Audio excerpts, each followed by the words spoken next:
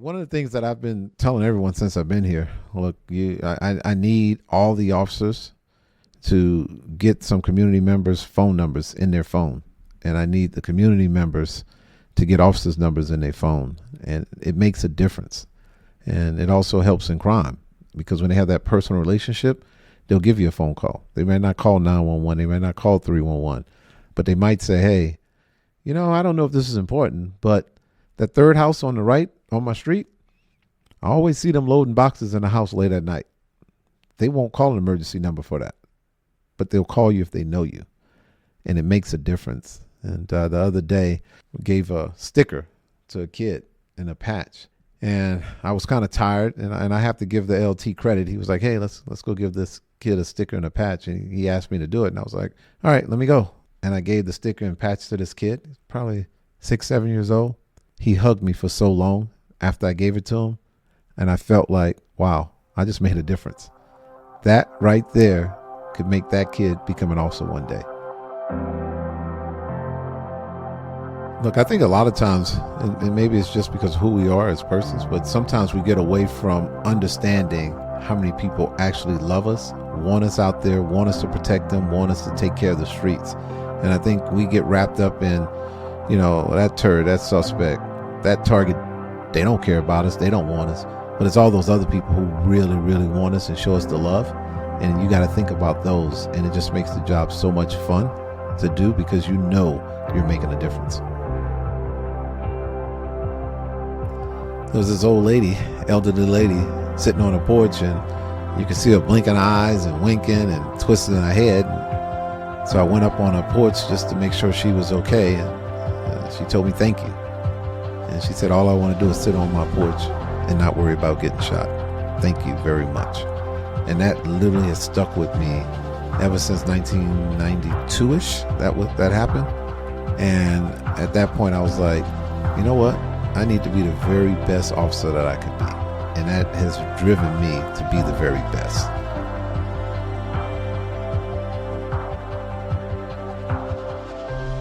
When you start out as 21 years old, that's in your brain forever because you're still learning. And I was a Houston policeman at 21. That's in your brain forever. And those 6 years will never go away. So I was able to draw back from that experience and then tie it in with the Fed experience. And look, there's going to be some people that's going to be uncomfortable, and that's okay because some change is good. Overall, I'm looking forward, and I think we're going to make Dallas PD even better than what it was. You're listening to the ATO Bridging the Divide podcast, brought to you by the Assist the Officer Foundation. Since 1999, the ATO has given assistance to the first responder community, and now we want to give them a platform to hear their incredible stories. We also want to hear the stories of the many people that support us. Our community is small, but it is strong. We have differences. We don't always agree, and we all make mistakes. But together we can grow, we can heal. And we can learn from those mistakes. And together we can bridge the divide.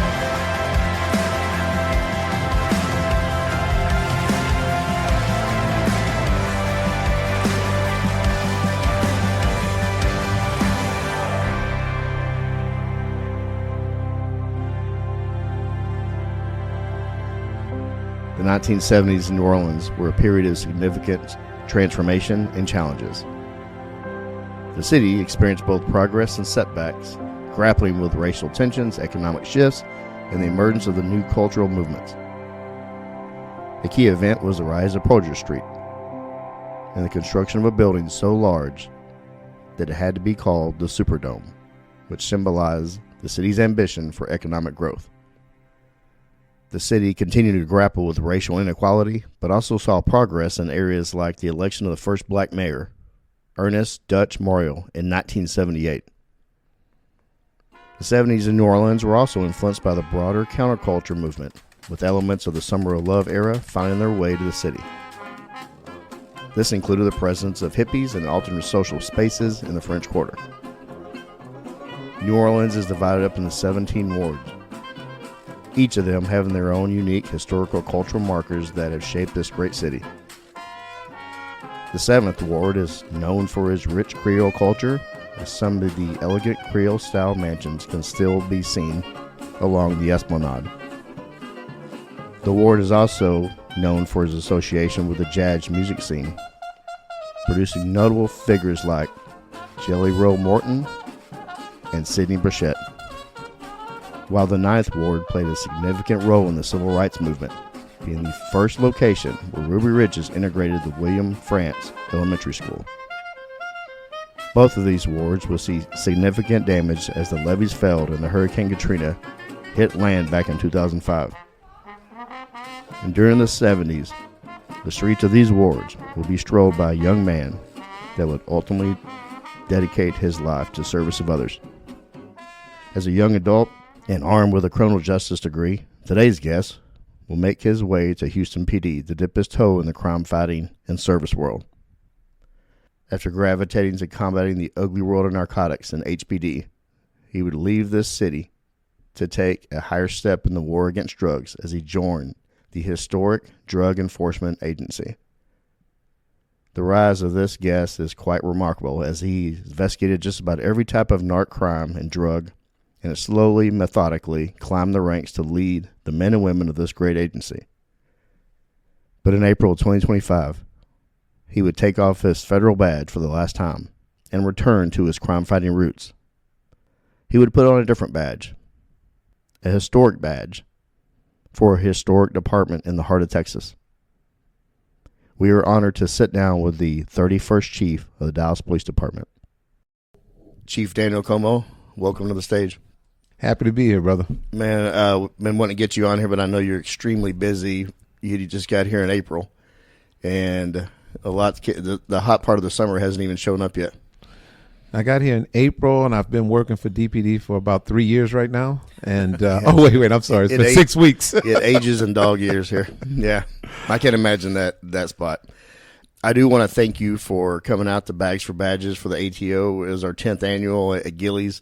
You were a big hit, and I want to just say I appreciate you supporting us like that. You and Chief Ball coming out and staying whole night, taking photos of people, shaking all the hands. That means a lot to us that you supported us like that. Well, I was happy to do it, and I was really excited when they played the right walk-up song for me. Which is? Big Papa. Yeah.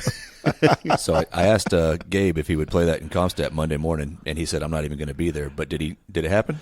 No, it didn't. But that would have made me laugh. I thought it would have been great, man. That would have made me laugh. That's my ringtone for you. I like it. That's why I'm going to call you in the middle of the night and see how that goes for you.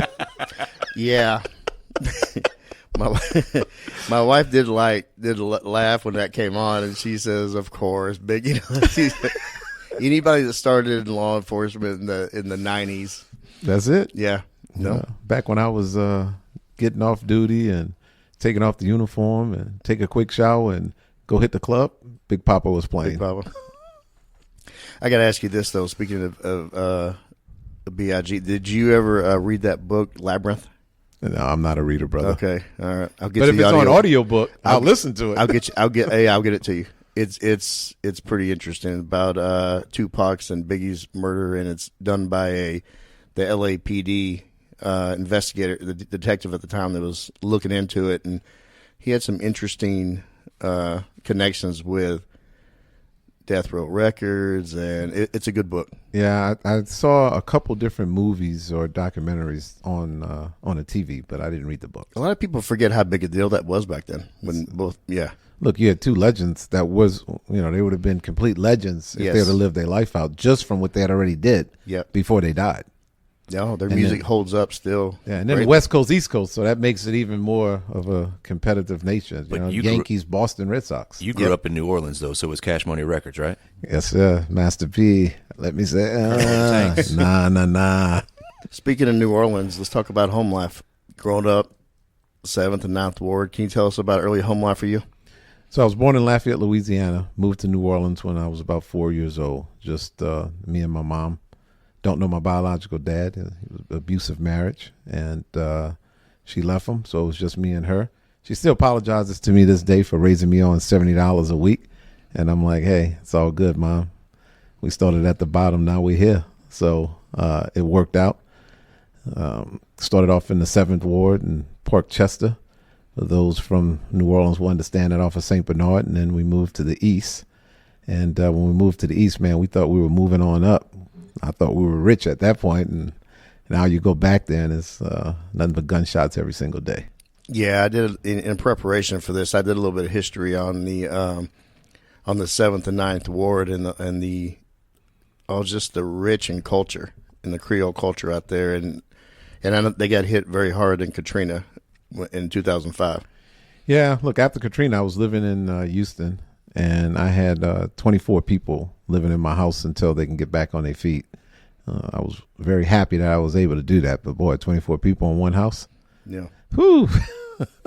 Saints fan growing up? Who that nation all day long. Oh, Man, yeah? maybe I shouldn't say that being in Dallas, but the great part is, say the media hasn't really asked the right question. They keep saying Dallas or Houston Texan. Oh, Dallas all day long. Right. But, who that nation for life? Yeah, no, I know. Hey, it's like when people ask me, I say Dallas Cow. I grew up here. That's my team. But looking back at the Houston Oilers, I love the Houston Oilers. They were probably my second favorite team. Yeah. So did you like them when you were out? Because that's when you were just getting going in HPD. Look, when it comes to football, look, you're from New Orleans. You're diehard New Orleans Saints fan, except for goddamn Lil Wayne. I don't know what happened to Lil Wayne. We need to get him on this show so we can ask that. We'll hook it up. We'll get him on. Yeah, get him on. Let's go. I think he's actually been emailing trying to get on. We'll get to him. Yeah. We'll eventually get to his email. So I did read that you have a love for baseball. Can you kind of tell us about that? Yeah, so my old man put me in baseball, who I called Dad. My mom remarried, and he's an amazing man. And he did a great job. Without him, I'm dead or in jail. There's no doubt. I remember I came home, and I said, hey, Dad, I want to learn how to play the saxophone. And I had a little flyer, and I think it was like $50 a week. And that was for the saxophone rental and 2 lessons. And he was like, boy, we can't afford that. And he said, but I got something for you. And I was like, okay, what's that? He said, I'm going to put you in baseball. And I was like, baseball? Everybody around here plays football and basketball. And he said, that's why I want you to learn how to play baseball. And he said, and that costs $35 for a season. So he put me in baseball, and it started from there. Went on, played high school ball and played college ball. Went to St. Louis, where I played JUCO ball there because I didn't have the grades to go D1 out of high school. And then I ended up at Southwest Texas State playing. Kent's got a note on that. Well, number one, eat 'em up cats. Alumni also. Wait. See, I played baseball. I didn't graduate there. You actually graduated from there? It took me 5.5 years, Okay, but yes, that makes I sense. did. That river is awfully tempting, and all my classes were right by it. So there were days where you walk to campus and you're like, it's just too nice out. I'm just going to stop and hang out at the park. Yeah, I definitely had some of that there too. Did you know Mark Villarreal was catcher at Southwest Texas State University? Yeah, he told me that. He made sure he told me that. Did he? He's awfully proud of it, but he was a hell of a ball player too, and just a tremendous athlete. I mean, if you have ever seen that guy move, he still to this day could do anything he wants to. Yeah, well, I'm not that much of an athlete anymore, but back in the day, Yeah. What yeah. position did you play? center field. Oh, wow. You have to be quite the athlete to play that. Oh, And I fast. used to be fast. Yeah? Okay. No, I keep saying used to be Well, fast. hey, we're all there. We used to be a lot of things at this table. In my mind, I still think I'm an athlete, but yeah, not so much. You're playing ball. What got you interested in wanting to go in law enforcement? Well, I was playing and ended up getting hurt, needed reconstruction shoulder surgery. And one of my teammates' dad was a sergeant at HPD, and I always give him a shout out. It was Sergeant Herman. And I always give him a shout out because he asked me, hey, what are you going to do now? And I was like, I'm going to rehab and come back. And then he kind of looked at me and I said, oh, you know what? I'll be a police officer like you. And literally the next week he bought me an application. And I was like, what's this for? And he's like, he said you're interested in being a police officer. We're hiring. And at that time, look, it's not like these days. You had a long waiting list to become an officer. And I fill out the application, and I got a phone call from the recruiter, and they're like, "Hey, you're highly recommended. Can you come take the PT test?" And I was like, what's the PT test? And he told me. I was like, "Oh yeah, I can pass that even with the hurt shoulder." And I went down there and passed the PT test, and he was like, "This application's terrible." And I looked at it and it looked like one of the papers I wrote in 8th grade. There was so much red marks on it. So we went over it and we completed it a little bit better, and they started doing a background on me, and they called me up on a Saturday, and the date sometime in August. It was a Saturday. They called me up and they said, "Hey, someone just dropped out of our academy. Are you interested in starting with HPD?" And I was like, "Okay, can I think about it?" He's like, "No, you don't have time to think about it." And I was like, "What do you mean?" He's like, "You'd have to be here Monday at 6 a.m. And I was like, "Monday, 6 a.m.? It's Saturday right now." He's like, "I'll give you 30 minutes to think about it. Call me back." Talked to my parents, and I remember my mama saying, "Boy, that job has benefits. You need to go."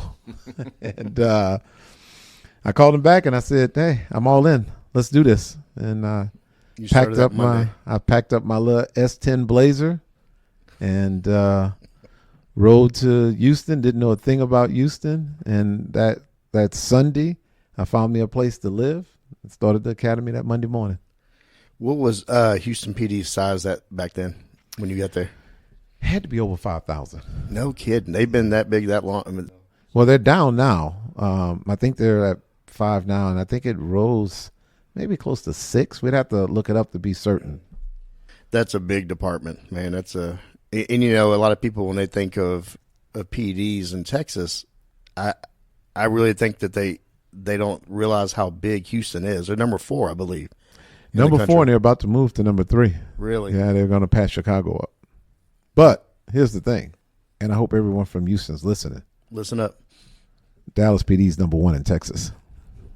Let's make that clear. That's right. And look, I didn't realize how much respect Dallas PD has across the world, really, because even when I got this job, I had some international people reach out from Connects, and they're like, "Hey, you're at Dallas PD, maybe we can use some training from you guys." So it's pretty cool. Now, going back to Houston, you had an interest in narcotics fairly quickly. Is that right? Yes. And so I'm feeling like you did some research on this now. I don't know, unless you're just getting lucky. No, I did a little. Yeah, I do a lot of guessing here. No, so I know that you got in to narcotics, but I will say in the early 90s here in Dallas, we had the vicious Jamaican drug wars going on. Was that going on in Houston as well? Yeah, you had Jamaican drug wars, and you also had Colombian wars going on where you had a whole bunch of tongues hanging out of necks in the early 90s. Colombian bow tie. Yeah, that was going on here, and I think I went back, our history here. I think in 93 and 94 we had over 500 murders in that year, and that was going on nationwide from Florida to California and on down to the border. Yeah, you definitely had more than one murder a day in a lot of cities back then. Yeah, drug related. Well, in Houston being close to the port, or basically being a port city, us being more mainland, I bet you guys had a lot of the Colombian and Cuban and everybody else coming through, and a lot of traffic back and forth between them and the Jamaicans. So, yeah, well, you had a lot of turf wars going on because the cocaine's coming from Colombia, but it has to stop in Mexico for the most part to get to the United States. So that's where your wars really started. The Colombians that were in the States felt like, yeah, this is coming from my country. And then you had some of the Mexican cartels saying, yeah, but we're bringing it into the United States. And so money was being lost there because they had to pay the middleman, which were the Mexican cartels, to get into the United States. And that's what started a lot of the wars. So when you went into narcotics, just undercover, working street squads, is that what it was like? I started off in the street squads, and it wasn't easy for me because I only had, right about 2 years on the job, a little less than 2 years. So you had a lot of senior officers that was really angry and mad that I got the position. And I remember being at gas pumps where you had officers complaining. And I was like, well, wait a minute, did you put in for the job? No, but a rookie shouldn't be doing it. I was like, well, shut up. Yeah. So, We had that here, and there was a big push at the time, even with narcotics, is they had to beef it up because of the drug wars, and then they were pulling people with like 2 to 3 years on and going there, and the same with SWAT. SWAT had a bunch of young cats. Jonica, he went over there, I think after 2 years on the streets, and he was already in SWAT. yeah, that's exactly what happened. So in Houston, they came up with the street level narcotics, and they took over approximately 200 at the same time, or maybe 150 at the same time, to put different street level squads in each area. So that kind of opened up the door for me to get in. We don't have 200 people in our narcotics division, period. I don't want to give away too many trade secrets, but to bring over 150 or 200 people at once would be a massive undertaking just to train them and get everything going. There's so much that we do to ensure that everything's above board. That would be a giant move. Yeah, I think asterisk, there's going to be some changes to the narcotics unit here. I've been waiting. It's coming. No, I that was the first thing I thought about whenever you got this position. I have to ask you this because I know how it went here. There was a lot of to combat violence. You have to have an aggressive style when you're hitting some of these trap houses because they get very creative in their methods to keep us out. We had narcotics folks basically doing no-knock warrants, doing the warrants themselves, and the training here at that time was not up to par as far as training for these entries and these executing these warrants. Was that going on there? Because everybody was pushed in, and SWAT ended up getting better training after some tragedies that happened on some ops here. Yeah, I think look in the early '90s, they started really barricading these doors, and I think that's where you really started seeing a lot of problems, especially with our tactics and what we were trained on. These doors were being barricaded, and you're just a street level squad. You're not SWAT running, and then you started getting a lot of shootings through windows. Yeah. And the bad part for the officers is you don't know what you're shooting at because you can't see, but you're taking rounds from inside a window. And I actually was on a few scenes where that actually happened, and it's very uncomfortable because you don't know what you're shooting at, but you're being shot at. You got to have a sight picture to return. And yeah. that's your problem, right? Yeah. You can't just shoot in there, but you're taking rounds. And the whole barricading doors started in the early 90s, and it went through the 90s, and it made it tough. And it comes down to that training, right? SWAT's more prepared to deal with that than just a street-level squad. Although street-level squads back then, we would run 2 to 3 search warrants a day. And still not barely make a dent in what was actually the houses that were out there selling. Yeah, very true. So like I said, we had some tragedies here because of it was looking back, lack of training. But when you're in the middle of it, you only know what you know, and you just kind of have to work with what you have. No, absolutely. But training is so important, and that's one of the things that even here in Dallas right now, I'm really going to take a hard look at our fugitive units, our narcotics units, and seeing how we're executing the warrants. I know we have the whole, threat matrix that's across the United States now, but you really have to look at who's running the warrants and what type of training they're getting, because we have to make sure we put ourselves in positions to, first of all, keep ourselves safe and effectively, make some good arrests. So the training is so important, and you got to be up to par on your skills to run warrants. Agreed. Honestly, our job, people that work under you in the training section, the SWAT and narcotics, and even going down here to the wellness unit, our job is to keep our people safe as they can. That way you do not have to go and hand over a flag, folded flag to a family member. And that's one of my top priorities. My whole time here, I hope I never have to do that. Well, we hope you don't either, boss. So you're in the middle of the drug wars there in Houston, and you make a job change. You ended up going to the FAIN Drug Enforcement Agency. Started in the early 70s against the war on drugs, Nixon's big push. Were you always looking to go to the federal side, or that just kind of come up? No, I can tell you exactly how it came up. I remember it was 1995, and I was part-time working on a task force group.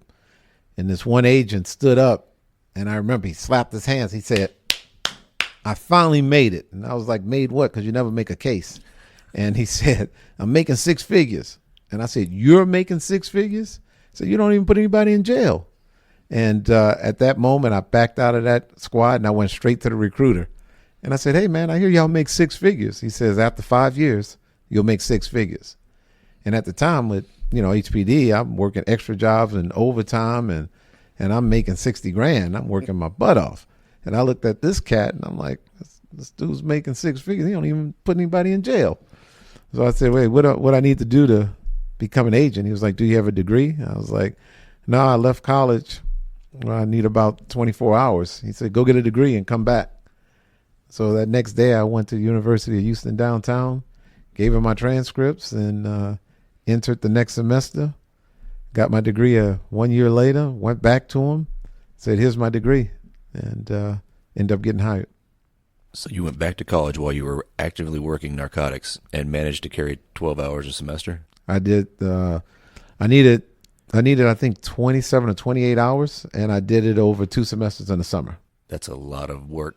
I mean, narcotics is obviously a pretty easy job. Everybody can do it, right? You just show up and walk around. But on top of everything you're doing there, going to school, and it's not the easy classes at that point, right? You didn't have any PE credits left, I'm sure. Yeah, but I took a lot of PE when I was at Southwest Texas in junior college, but I couldn't take PE at U of H downtown. PE is a fun class. I'm not going to knock it. But. All right, so we got to talk about the PE classes because this is a joke amongst me and my kids. Because I tell them, I say, hey, Daddy has a pretty high GPA. And so my son looked at my transcript. He was like, man, you have almost 20 hours of PE. How did you pull that off? I was like, hey, see, when you're on scholarship, you can take as many hours as you want. A lot of basketball and bowling. Hey, you got to use a little ingenuity. You got to be creative. Keep that GPA up. That's eligibility. Well, it clearly worked out for you. Yeah, I do want to talk about, you mentioned something offline that, man, it resonated with me because I have been in that same situation and we're talking about combating the drug war and these dealers because it's ever evolving. The threats are also ever evolving for not only law enforcement but also for the communities that have to actually live amongst these neighborhood terrorists. You told a story about on one of your ops running into a little old lady that it kind of impacted you. Could you tell us about that? Yeah, we had I think it was a shots fired call, and we went out there and turds on both sides of the streets, and they had shot at one another, and we got there and we regulated the streets. It was in the early 90s. We made sure everything was calm before we left, and a few people went to jail, some people in the back seat, and there was this old lady, elderly lady, sitting on a porch, and you could see her blinking her eyes and winking and twisting her head. And so I went up on her porch just to make sure she was okay, and she told me thank you. And she said, all I want to do is sit on my porch and not worry about getting shot. Thank you very much.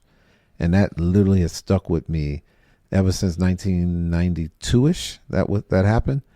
And at that point, I was like, you know what? I need to be the very best officer that I could be. And that has driven me to be the very best.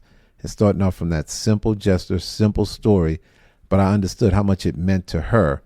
And I put my mother and I put my grandmothers in my mind who I've never met, but that popped up in my head. Like, you should be able to sit on your porch no matter where you live. No, absolutely. Because they are we as officers and agents, you do your work and you get to go home and you don't have to live in the daily hell that some of these people have to live in. And that poor old lady, she probably lived there her whole life. I'm sure, without a doubt. And she saw so much change, and then that's community impact. Yep, absolutely. That was in 3rd Ward, Houston. I'll never forget it. It's important to have those experiences, though, and to figure out who you're actually working for in police work, because too often our days are filled with dealing with turds, right? And you deal with the bad part of society over and over again, especially if you're a little more proactive and not responding to calls and taking reports. You have to remember that there are people out there that are impacted by your work in a positive manner. Not just the guys you're arresting, but the people that they're affecting. Look, I think a lot of times, and maybe it's just because of who we are as persons, but sometimes we get away from understanding how many people actually love us, want us out there, want us to protect them, want us to take care of the streets. And I think we get wrapped up in, that turd, that suspect, that target. They don't care about us. They don't want us. But it's all those other people who really, really want us and show us the love. And you got to think about those. And it just makes the job so much fun to do because you're making a difference. Absolutely. Yeah, you're making a difference in so many lives, and it could be not even just the older people that live there, the adults. Imagine all the kids that you put them in a better place where they can actually grow up and survive and have a chance. Look, one of the things that I've been telling everyone since I've been here, look, I need all the officers to get some community members' phone numbers in their phone. And I need the community members to get officers' numbers in their phone. And it makes a difference. And it also helps in crime because when they have that personal relationship, they'll give you a phone call. They may not call 911. They may not call 311. But they might say, hey, I don't know if this is important, but that third house on the right on my street, I always see them loading boxes in the house late at night. They won't call an emergency number for that, but they'll call you if they know you. And it makes a difference. And the other day, we gave a sticker to a kid in a patch. And I was kind of tired, and I have to give the LT credit. He was like, hey, let's go give this kid a sticker and a patch. And he asked me to do it. And I was like, all right, let me go. And I gave the sticker and patch to this kid, probably 6, 7 years old. He hugged me for so long after I gave it to him. And I felt like, wow, I just made a difference. That right there could make that kid become an officer one day. And he wouldn't let my leg go. And I was like, all right, buddy, I got to go now. Yeah. You want me to give you another one? But it actually touched me, man. And when I got home that night, I told my wife the story and it touched me. And I had to tell it again right now because it made a difference. No, and that kid, there's no telling what that meant to him. I mean, obviously we're sitting here how many days later and we're talking about it on the show. Imagine who that kid still thinking about it. Yeah. He sees you on TV. That's our chief in our city. It makes me feel good. How could it not? So you got in the DEA and you were doing investigations at street level in a major city. When you go to DEA, it's from a larger view with more in-depth type investigations, correct? It is, but what was interesting for me, I started off in Oakland, California, and Whoa. My special agent in charge at the time, she told me, she said, hey, I'm going to put you in a really bad situation. I was like, what's bad? And let me back up a little bit. I was supposed to go to Bakersfield, California at first. And I didn't even know what Bakersfield, California was. I still don't. So I got to tell you a funny story about that, though. I was in the academy, and it was back then they gave us our assignments like a week or 2 weeks before you actually went to the location.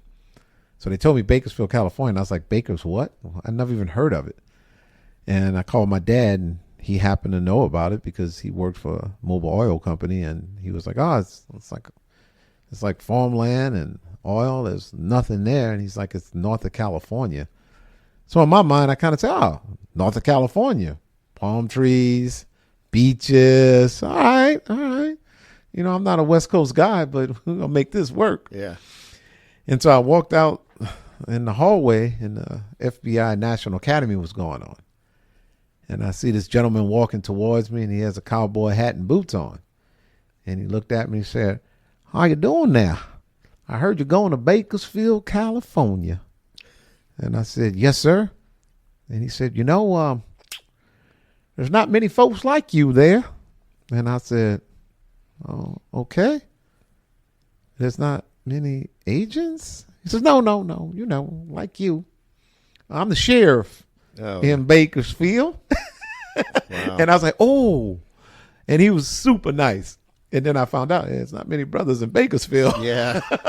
But it was super cool, right? The way the conversation was going. And so it was funny when it happened. Right. And he wasn't saying anything out of line, nothing bad. He was just being real. Yeah, he's telling you how it was. He was just telling me how it was, you yeah. know? And I was like, man, I didn't know California had cowboy boots and hats. Like, yeah. So it's this little pocket cowboy boots and hats. And so then it goes to the DEA. I get a phone call from the special agent in charge, and she says, hey, I'm thinking about switching you to, but she said, look, we have to do a few things, and you would have to agree to this.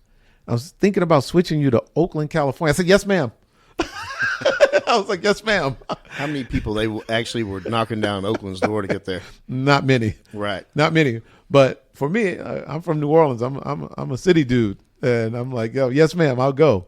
And she says, look, I'm putting you in a very tough situation. And I was like, ma'am, I'm all in. She's like, well, hear me out first. And I was like, ma'am, I'm in. I'm Oakland. I'm ready. And she's like, well, the task force, I'm going to put you in a task force. And the PD does not like the agents there. They don't get along. And I was like, ma'am, I'm all in. Bring it on. Let's go. And so I reported to Oakland, and it was kind of a standoff. All the officers, they were like, yeah, we don't mess with feds, basically. And I was like, look, man, I'm HPD. I'm used to PD. Like, I've been a fed for 1 week. I've been PD for 6.5 years, and end up having the best relationship with the Oakland task force, and we absolutely crushed it out there. Well, it was busy, I would imagine. I mean, I've read things. Oh yeah, it's busy. Yeah. Oakland, there was a lot going on in Oakland. Let's say that. Well, back in the 90s and early 90s and mid 90s, it was literally the rise of gangs and gang. I remember that movie Colors came out, and still love it. And it kind of started on the West Coast, and everything gravitated across it was swept across the country. Yeah, Ice-T, boy. Yeah. And it started off with law enforcement. That made a lot of law enforcement mad. Of course. So what are some of the types of, how was it different, though, once you got to the DEA, the types of investigation that what you were used to on the street rips? Look, longer term. Instead of running down the street and arresting 1 or 2, we started walking down the street and arresting 20, 30, and 40. And that's what really made it fun for me. When I started doing investigations where I wouldn't have to make the arrest that day or that week, and we can go down and, take 6 months. And then after 6 months, we were arresting 50 people. And when you go in there and swoop them all up, look, there's going to be a fight to gain their positions, but you made a difference for a while. No, and it's, did you have to learn that patience, though, to let things unfold for the bigger picture? No, absolutely. It took time because, when you're 21, 22, and you're going to narcotics at 23 and you do it for 4 years, that's the way you do it. And then you're coming from a really big police department that has a large narcotics unit, you felt like you knew it all already. So I kind of had some chips on the shoulder, and then I realized what you could do on the federal government side, and it made it fun blending the two together. And you talked about the great relationship eventually with Oakland, the PD, and then the agency. I think a lot of movies still to this day, a lot of the 80s movies especially, the feds are here. And they always try to portray it as a huge headbutting back and forth with local law enforcement and any federal agency, whether FBI, DEA, CIA, whatever you're dealing with. And I have never had that interactions. And I've been here 28 years, and I've dealt with multiple agencies, and we always had great relationships. Yeah, all through my career, we've had great relationships. That's more on the TV, more in the movie. When there's a problem, it's more because the feds want to walk down the hill and local law enforcement want to kind of run a little bit faster. So that's where sometimes the problem comes in, but it's never at the ground level. It's more maybe at the chief and the special agent in charge level where we're saying, hey, we got to wrap this up because we have to do this. And then the special agent is saying, well, let's slow it down because we have to deal with the U.S. attorney. But it's never at the troop level. But the bigger bang for the buck, though, because, I worked out in South Dallas all those years, you're getting a lot of the low-level dealers. Up in the DEA, you're going after suppliers. Yeah. Look, the biggest thing, federal to local, state, it's once you have a drug dealer that's been arrested a couple times and convicted, and we grab him federally, he can go to jail. As I used to tell him in interviews, you can go to jail for life. And if you drop the foe, it's still life. Yeah. So, Yeah, it's much different. Cause you go to certain counties and you never know, and that's where you see the repeat offenders.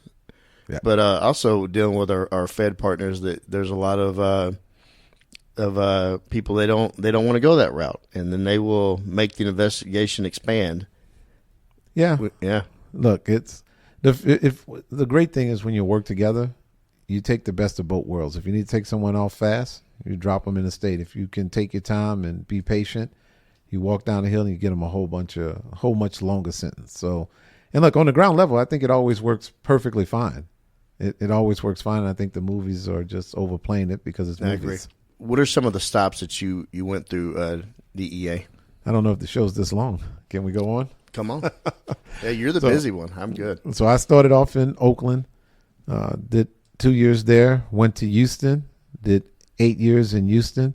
Then I started promoting, went to Tucson, Arizona, did 3 years in Tucson. Then I went to Gulfport, Mississippi, did 3 years in Gulfport. Went to Washington, D.C., and I didn't lose anything there, so I only did a year there, a little less than a year. And then I went to Jackson, Mississippi. And from Jackson, Mississippi, I went to Los Angeles, did 2 years in Los Angeles.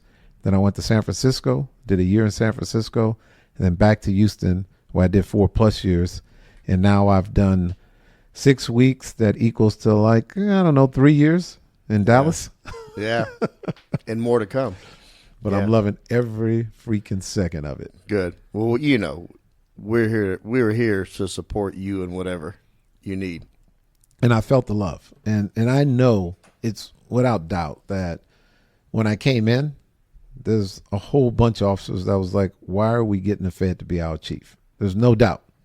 And like I'll tell anyone, just give me a chance. And we're going to enjoy this ride together. We're going to have fun. Any outsider is kind of looked at, scrutinized heavily, right? We don't like outsiders coming into any law enforcement division. If you had a guy that was from Dallas and came in to be the SAC over the DEA, you guys would be like, hold on, look at this guy real quick. Like, what's going on? So while we were a little apprehensive, I think a lot of people, once we looked at it, we were like, okay, like this is something we can work with pretty quick. No, 100%. And you're absolutely right, right?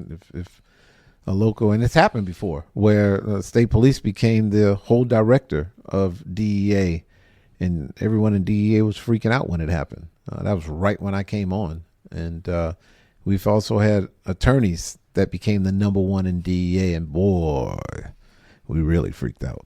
I'd imagine. So I get it, and I embrace the fact that a lot of officers were freaking out, and it's no biggie to me. It's like, all right, it's just another challenge, and we're gonna roll through it and make it happen. You get your first SAC gig in San Fran? Yes, I was a deputy SAC in L.A., so I was basically would be like your 3-star here. Oh, okay. That's what I was in Los Angeles. So on the federal side, it's called an SES. And that's kind of when you get your wings to your chief wings, essentially, if you're bringing it to the local level.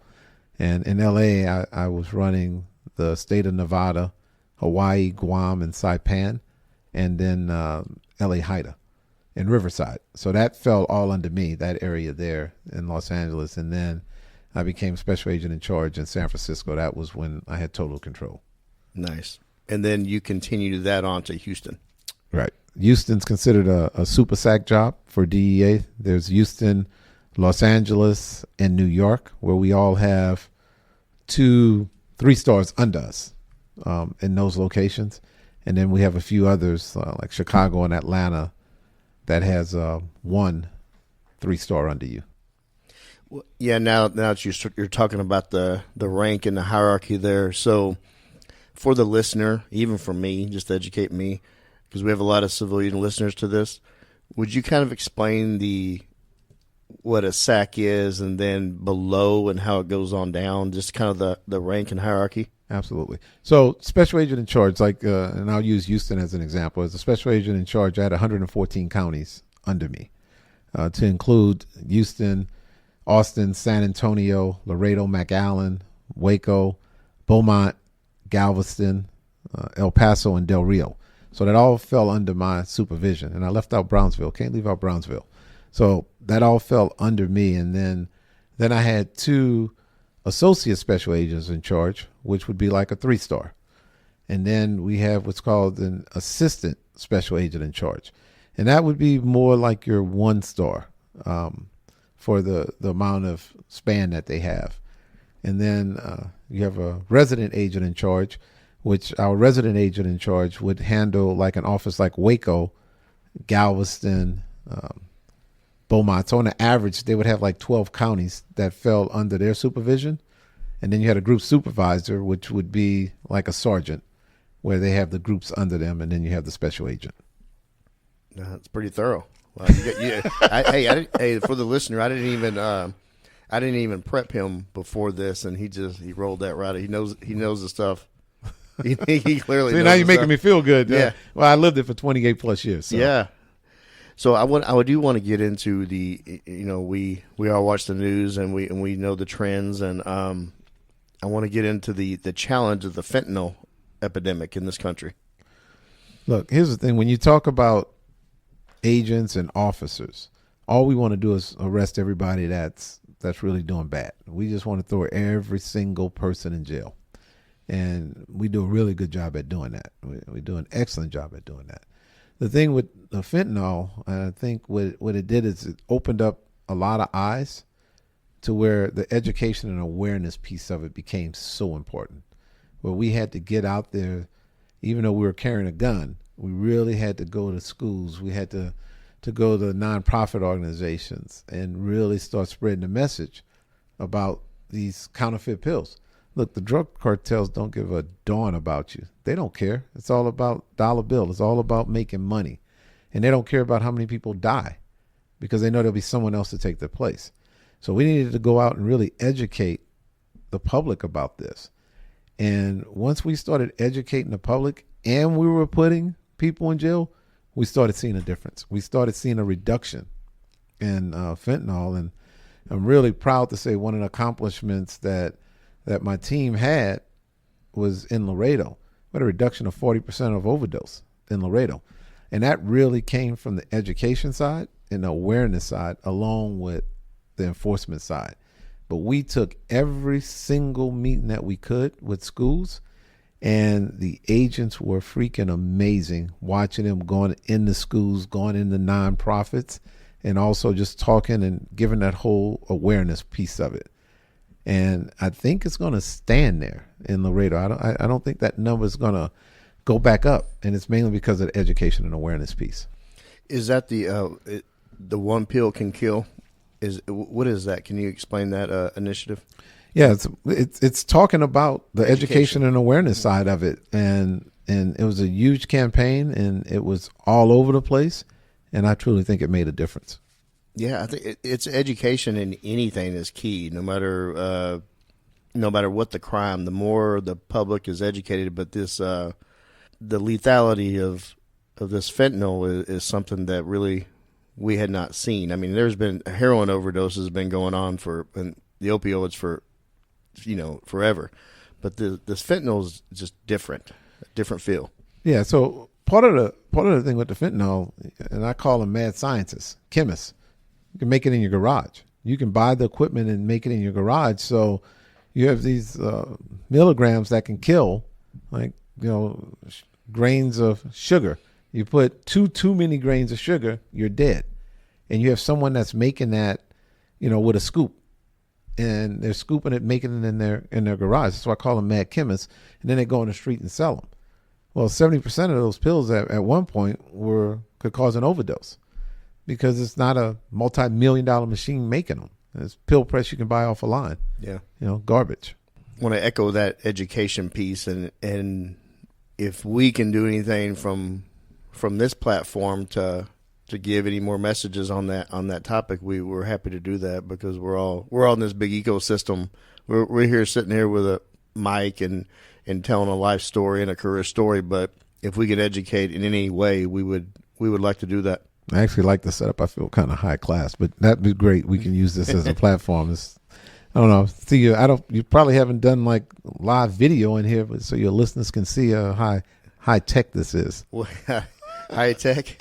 Okay. Well, you saw how we started this show with the mics that we had in the early episodes. It was like my first Sony. Yeah, and it had like the Mr. Microphone, Mike talking into? Well, that's what I was kind of expecting when I came in, but I got this big microphone in front of my face, and you got a Batman here with it, yeah, watching it. So I got to take a picture with that Batman. You will, yeah, yes, please. Get that on social media for me. So 28 years in DEA. How hard was it to just finally say, okay, I want to go a different path in life and take off that badge? So probably, excuse me, when I was in Jackson, Mississippi, I started putting it in the back of my mind that I wanted to end my career in local law enforcement. And I was like, what is going to make me uniquely qualified to come from the Fed ranks back to the local ranks? And I was very intentional from that point on. I wanted to really diversify my career by moving around, because I felt like when I would sit down in front of a mayor or a city manager, depending on what city it would be, I had to explain why Fed to local. And one of my strongest things for me was because I've policed throughout the United States in an area like San Francisco that's not easy to police in, to a large city like Los Angeles, and then a border city like Tucson, and then a city like Mississippi, Gulfport, Jackson, poverty in Jackson, different type of living throughout, and then having Houston as a local and then also as an agent. I was like, that I can articulate that to make me be a little bit different, but also be qualified, because I've seen the good and the bad from the local, state, and federal side in all of these different areas. And I can put it in one pot. And, I'm from New Orleans, so I love gumbo. I put it in one gumbo pot and I can spit it out and make it taste really good. I happen to love gumbo myself. Do you make it? Yeah, I don't know if you come up to the 6th floor. I've been cooking once a week for the ladies up there. Well, I'm gonna get in line soon. No, I love that's one of my favorite. That and jambalaya. Well, we did have a moment on the stage, and I'm gonna stop right there. But we had a moment on the stage, he and I together. Yeah, bags for badges. Yeah, there's videos floating around out there, and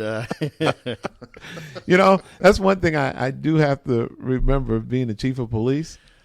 Every single thing is recorded, because I got the pictures from New York. I got the videos from New York.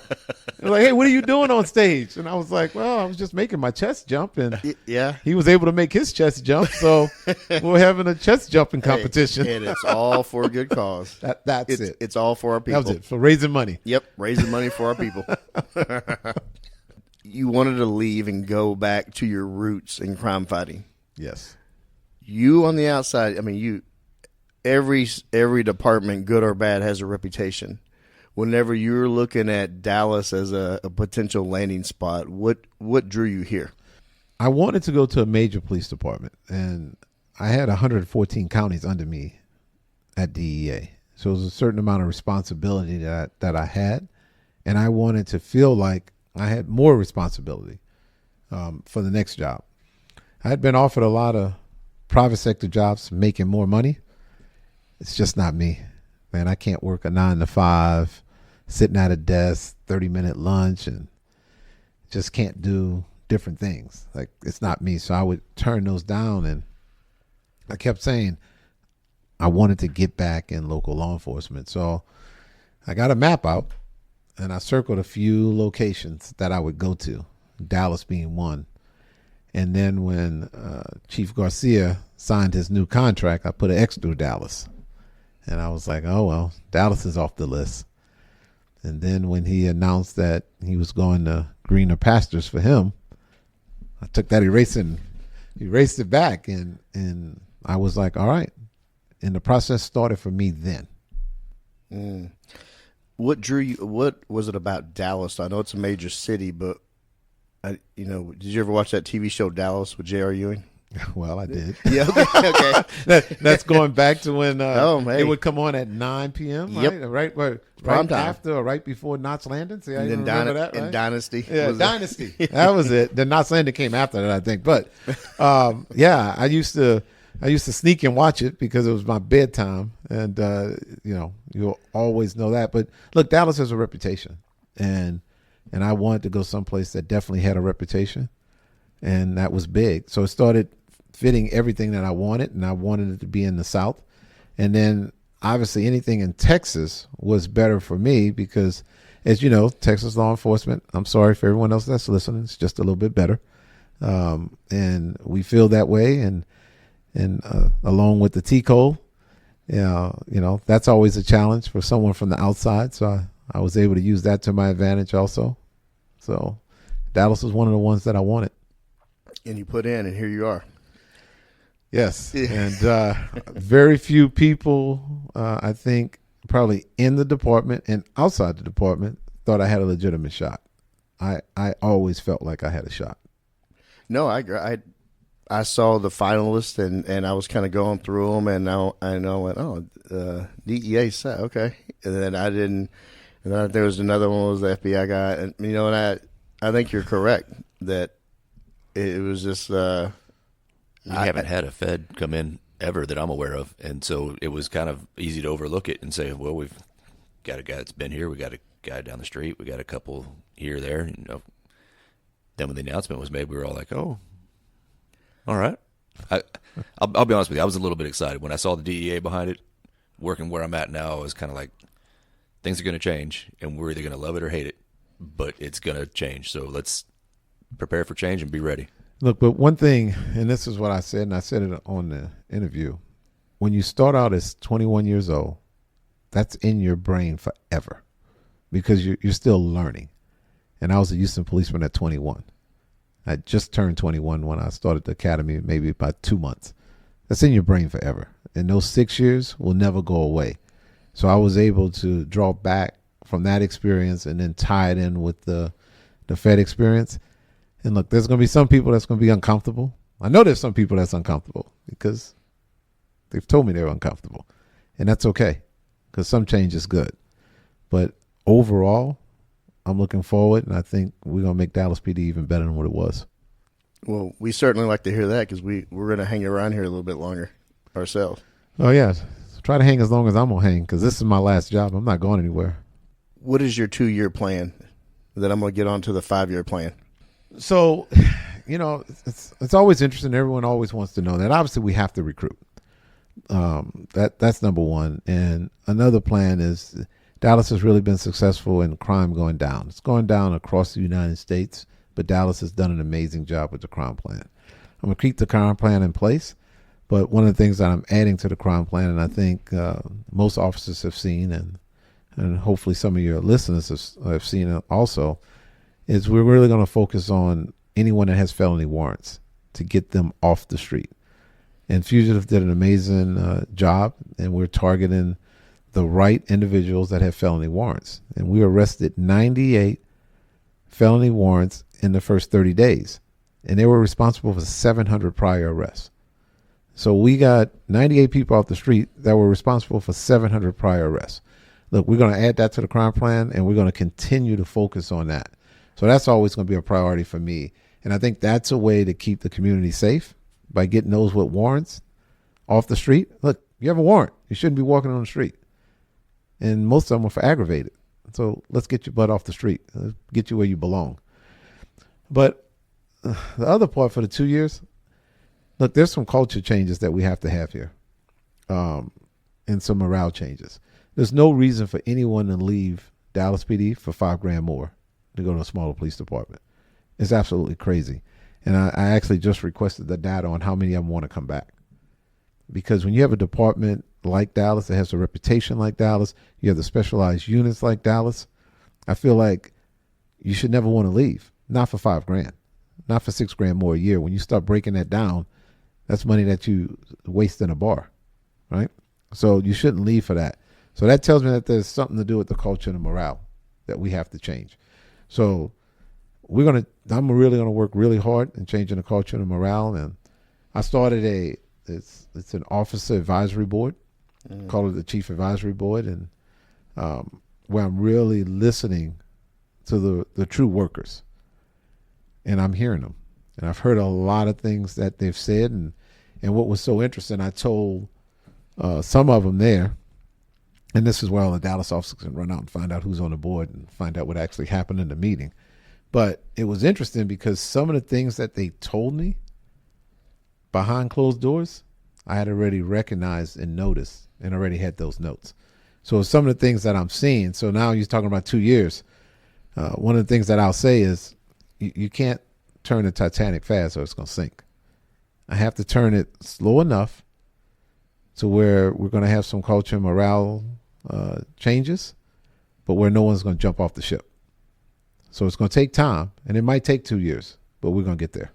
No, that is amazing because, I actually shout out Tyler Ramirez. He's a friend of the show. He was in one of your meetings yesterday, and I think y'all were in there, 2 hours at least? And there was a group, I don't know who all was in there other than him, and I asked him, I said, well, how was it? And he says, I really feel he was listening to what I had to say, and he cared about what I had to say. You know what? I don't know everyone's names. Which one is he? Help me understand. Well, the handsome, tall Hispanic guy with the Class A on. Was that the big guy? Yeah, he was pretty big. Yeah, he's pretty big upper body. Not like us, but he's trying. Well, not sexy, but real big. He can't make his chest jump. No, heck, why wouldn't I listen to that dude? No, right. That's a big man. Yeah. Well, he was impressed. He was impressed with whatever was said. Well, look, and the thing that I wanted to do was really give them a platform to speak their mind freely, and they did that. They represented all the divisions extremely well, and when I put this committee together, I said, I need the best of the best. I need those who have experience, those who've done it. I don't need anyone who's not any good going in there. And I don't need a salesman, nor do I need a politician. I need someone who's going to tell me the truth. And boy, it got real in there. It got real. To be a fly on the wall. No, Tyler, great guy and probably one of the better field trainers on this department. And he, if he wanted to, could probably go apply for any detective unit he'd probably get it. But he likes being an FTO. That's important to him to teach young officers. Yeah, you got to have that here. You can never have enough of them. Yeah, there's a lot of people that are very excited that you're sitting with us, that listen to the show, and they've been asking me, "Hey, when are you going to have him on? How come he hasn't come on yet?" I said, "He just got here. We dragged him up on the stage at Bags for Badges, but to do these shows and with your schedule, it takes time, and then we do the edits and all that. And one of a young officer, good friend, Marissa Levine, she's like, oh my God, I can't wait to hear what he has to say, because we really want to get to know Chief, who he is as a person, because people listen to this know we're going to pull it out of you. Yeah. And that's what I kind of want to get into. Like, look, you don't have to do a whole lot to pull it out of me. Yeah, look, no, I snuck nudge you in away. a direction. Look, I snuck away from my detail and my lieutenant, and I ended up at Channel 2 for 3 hours, and no one knew where I was except for Channel 2, and I was just hanging out in there. I mean, I actually had a great time. You got to have fun. It was like midnight, and I was like, hey, man, I got to go home. My day starts at 7 the next day, and I didn't want to leave. I had a good time. You got to have fun in this role, boss. And it sounds like you're going to. I will. Trust me. It's going to slow down a little bit right now. Your morale's got to be up too. Look, I'm looking forward to slowing down a little bit, but right now I'm taking meetings with everyone that calls from the community and from the law enforcement side. I'm taking every single meeting because I want to understand what Dallas is all about. And then once I get and meet with everyone, then it slows down a little bit, and that's when I'm going to have even more fun. Well, look forward to that. Speaking of having fun, enjoying Comeaux time, can you talk a little bit about your family and your culinary skills? Yeah, so I'm on my second wife. Okay. I have two boys. 27-year-old lives in Tampa, Florida. He works for Raymond James. He's super intelligent. I guess he got the smarts from his mom since she married me. Wait a minute, Raymond. That's what the stadium was named after, right? Right. Yeah, it's a financial institute. Wow. Okay. And he's a beast. He's Daniel Comeaux. Give him a shout out. He's a beast. And then I have my second son, who's another beast, Blake Comeaux, and he's a 3L right now. He goes to WashU Law School. He's about to go to Madrid to study overseas, and big shout out to him. He just got a federal clerkship that he's going to be doing once he graduates, and for a chief judge, and Las Vegas, Nevada. So both of my boys are absolute beasts, and I'm on my second wife, who is my best friend. We are two peas in a pod, and we love just hanging out. I know a lot of folks have gotten to meet her already, and she'll be on my side pretty much everywhere I go. Sweet and beautiful lady that we met at the Crawfish Boil, and she has an energy about her. She was going around, and she was engaging more than you were in that crowd, and she was very personable. Yeah, very nice. She was so lucky she was able to marry me. I know. I won in that deal. Yeah, she is amazing. That's great. That's what keeps you grounded. Oh, and she will ground me because I think I mentioned to you before, she will ground me because when I get home from a hard day's work, and sometimes it's 10, 11 hours, and she'll look at me right when I walk in and she'll say, "What's for dinner?" With the gumbo. Yeah. What are you cooking?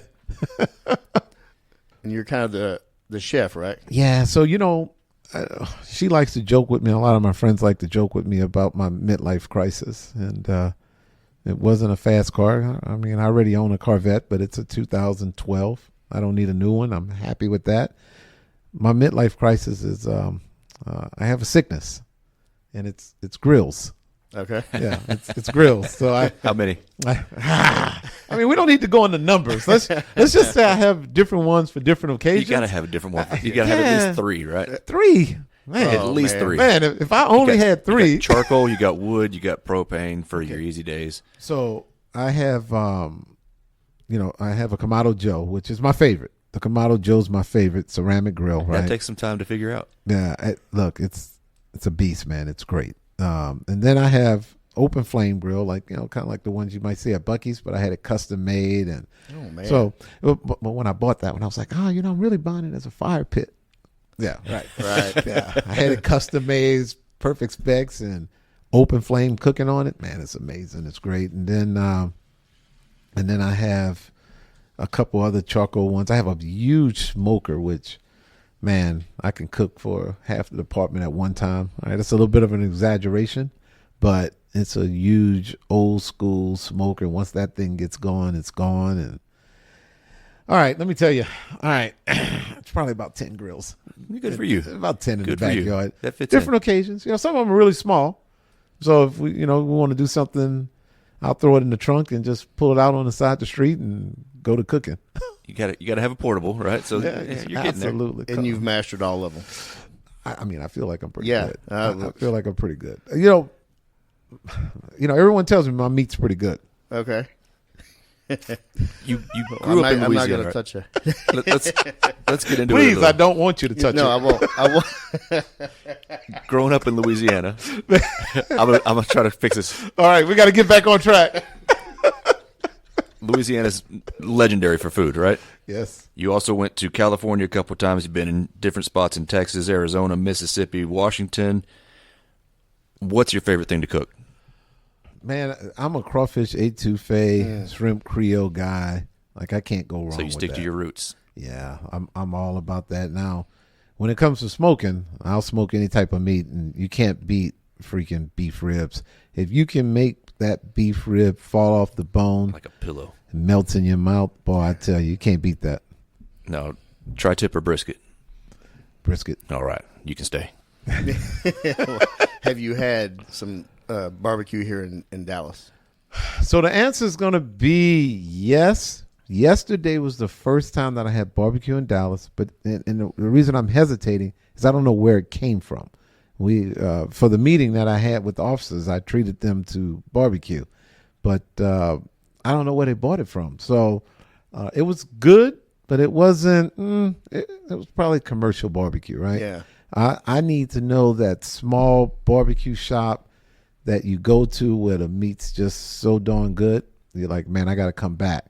You might not want to hang too long, but you got to go back to eat. Yeah. You know what I mean? They've don't wanna all go- got different areas. Yeah. Different areas have different, even within Dallas, right? You've got your Records barbecue down south. You've got Baby Back Shack right across the street here. Off the Bone is amazing. No, off the bone. It's a nice you quick gotta go lunch. over there. It's right next door to us. You know what? I'm going to walk over there and I'm going to make Intel team mad. I'm gonna walk from my house. I'm gonna walk from my house, make them mad. Well, if you look up on their wall, that the owner's suite loves police, and he actually has a bunch of framed pictures of all. I mean, Roger Staubach. He's got chiefs that have gone over to take photos with him, and he hangs them up. And you'll feel welcomed over there. But the brisket or rib tacos, trust me on it, really good. Brisket or rib tacos. Yeah, they cut the meat right off there and put it in the salsa, the barbecue sauce, and lettuce and tomato. Trust me. All right, that sounds a little different. I might have to try it. It's good. But I've never made a rib taco. Like, where I come from, you just got to grab that big rib bone. No, I agree. And just go at it. But it's and a neat little side thing. If you cook that rib properly, your hand's going to have enough to fit on that bone because that meat pulls back so nicely. Man, we're closing in on lunch here too, and I'm starving. Well, we look forward to when you come back on the show. We're going to get a review of barbecue places here in Dallas. I'm looking forward to that. So you're sitting in the wellness unit, and this unit started in late 2021, and I have to say, I started in '97 in Dallas, and mental wellness was not ever touched on. You didn't talk about it. And if you did, you got ridiculed, or let's say if it was brought up, you'd probably get buried in a unit that nobody wanted to be in, and you won't be heard from. And that's where I believe stigma grows and festers and becomes attached to the mental health of officers and the first responder profession. We have a great mission here, and I'm not just saying that because my boss, Sergeant Omar Figueroa, he's sitting here with us, and you're in the wellness unit. But we have got a lot of momentum, and in the Sister Officer Foundation, since this unit's been going, since this podcast has been going, we have literally tripled in our counseling bill, money spent. And I believe that is a side effect of changing culture in this department. Can you give some thoughts on that? Look, wellness is so important, and it was one of the programs that I really wanted to look at when I first came, because I feel like DEA has a top wellness program, the way DEA runs it. And I was talking to the head of our wellness program, and I was like, I'm going to need you to come down and look at this program and make sure it's running right and all of these things. Like, I had that in mind already. And then when I got here, I started doing a little deep dive into your wellness program. And I'm like, freaking Dallas has this right. Like, you are doing an amazing job with this program. And that's why it was kind of hands off. It was kind of like, all right, I don't need to come say a whole lot. But if there's ever anything I can do, I want to do it. But I think wellness is so important because we have so many problems. And it goes off of what you said before. When you come on, you feel like you're macho, you feel like you're invincible, and you feel like you should not talk to anyone if you have a problem. You have to figure out how to handle it. And that's so not the case. It's not true. And all of us need to understand, just as in 1991 when I started in law enforcement, it's completely different in 2025. We have to have a different mindset, and we have to take care of our mind. We have to take care of our body. And part of that is being able to go to a wellness program and feel comfortable and know and understand how it helps. And I'll tell everyone, I use the wellness program at DEA, and they're like, well, you never have to say it because we'll never tell anyone. No, I'll tell you I used it. I used the counseling.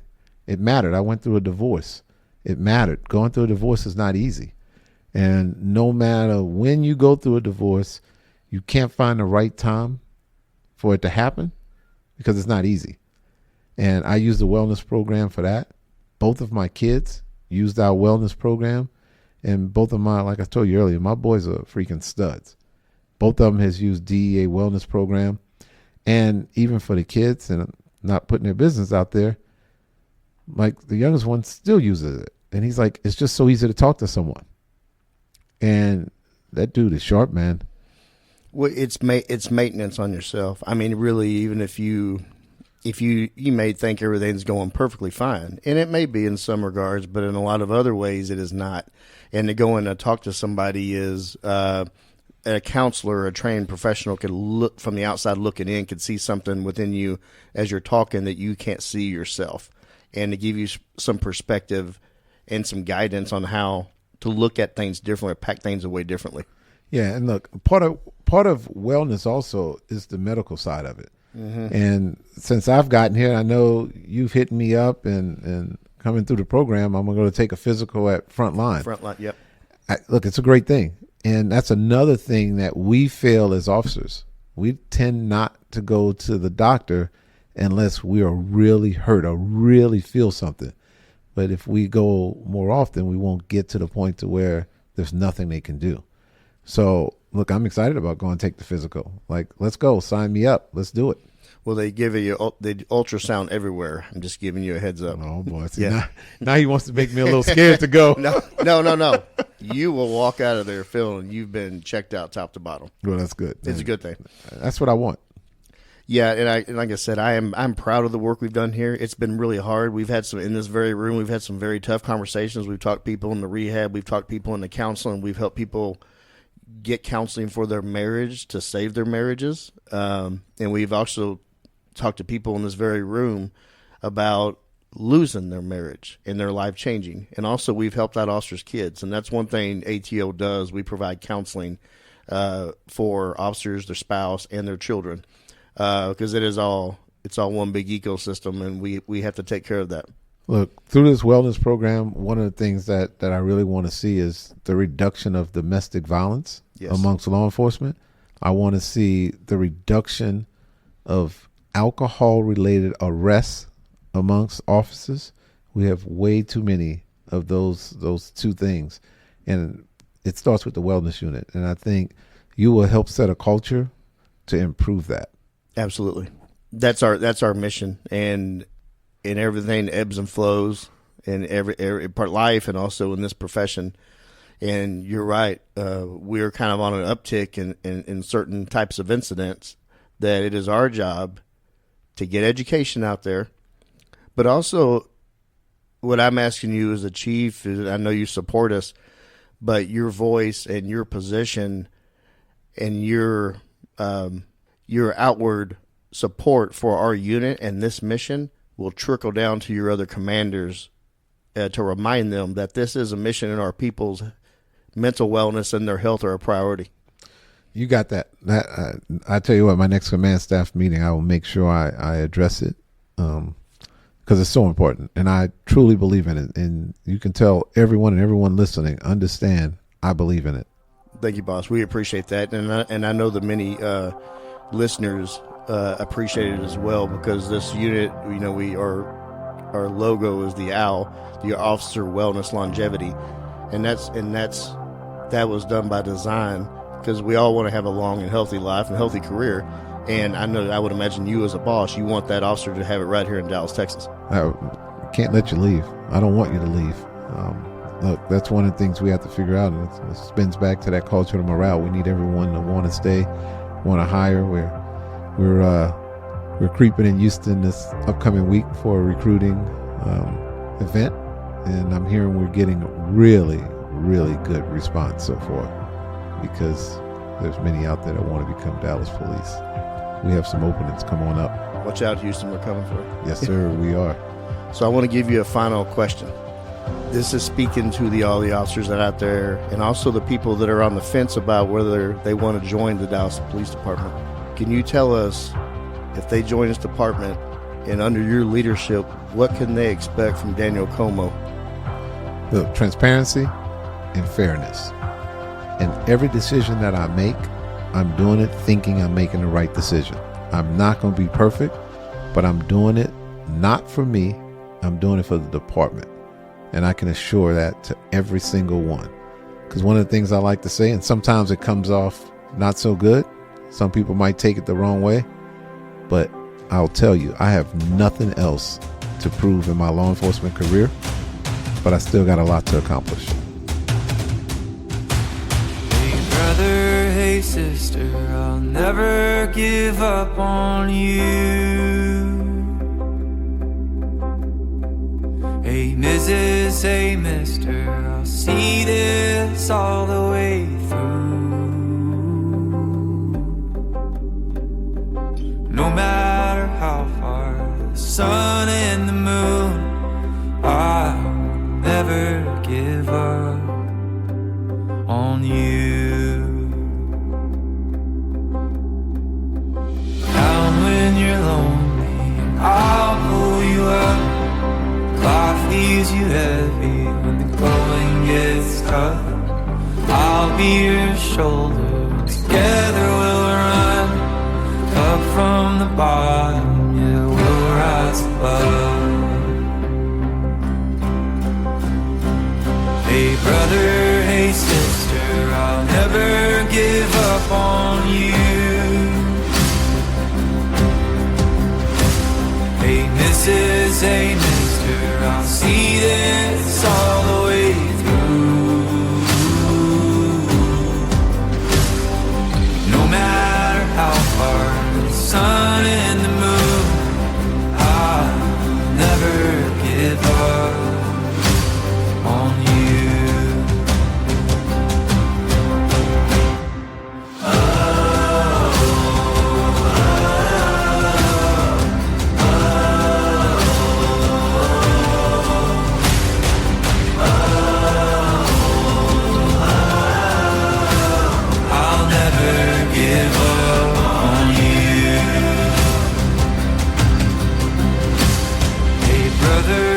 Sister, I'll never give up on you. Hey Mrs., hey mister, I'll see this all the way through. No matter how far, for the gold and the blue, I'll never give up on you.